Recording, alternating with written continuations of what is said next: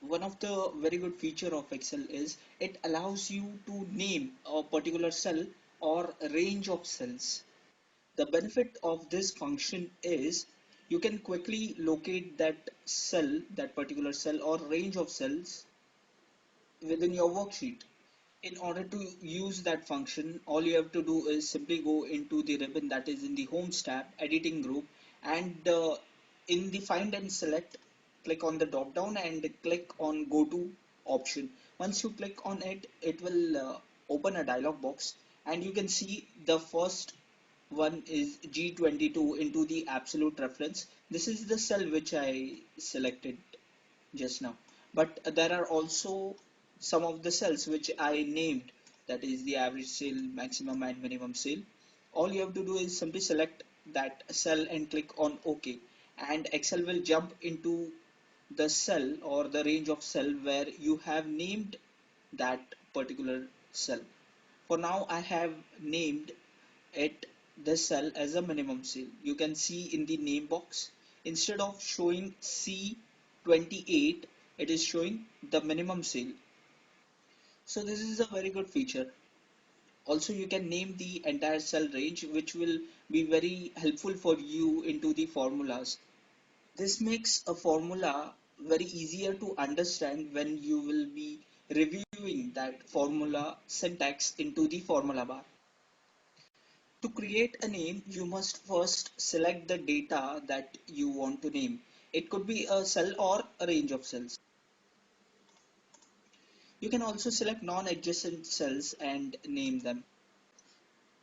So how to name a particular cell is, like take for suppose this cell, I want to name it as sales. So you select that particular cell and come into the name box and type here as sales and press enter. Also, I want to name this cell, which is the sales tax, as tax. I come here in the name box once again and highlight the cell name and type there as tax and press enter. So you can see now it has converted into the tax. If you click on this arrow, it will show you the list of names that you have made. So this will help you to jump between the cell names that you just have created. Now you can also name the cell or the range of cell by going into the formulas tab in the ribbon, and in the define name section you will get this option, that is define name. If you click on it, a dialog box will open and you can see the reference of that particular cell is given here, that is in the sheet 3 and it is in G25. And now I want to name that cell as the total. I select total.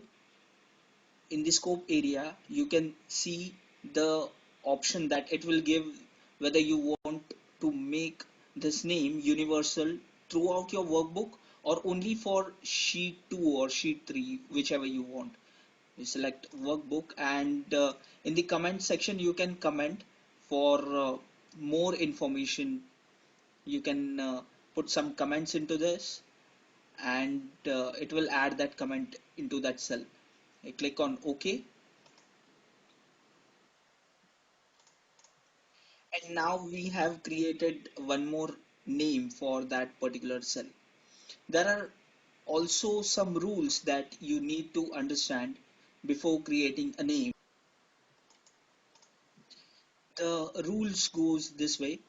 The first character of the name must be a letter or an underscore or a slash will do, but any other character will not be accepted. The name can be up to 255 characters. No spaces are allowed in the name. That is, you cannot put the space while inserting the name. Names have to be unique in the workbook. That is, you have to maintain the uniqueness of that particular name. And the last one is names are not case sensitive. So these are some of the rules. Let's get back. Now, if you want to edit your names, all you can do is go back into the formulas tab in the ribbon, and here you will find the name manager option. If you click on the name manager option, it will give you the list that you have created the names of. And take for suppose, if I want to delete or edit this minimum sale name which I just made, you can click on edit. And if you want to change the reference or you want to change the name, you can do that from here. Or else, if you want to delete it, you can simply select it and click on delete. This will give you a pop-up stating, are you sure whether you want to delete it? Yes, you click on OK, and the name that you created is gone. You can close it, and you can see that in the minimum sales it has turned back to C28. This way you can create names for a particular cell or range of cells, and you can try this. Until then, we move on to our next tutorial.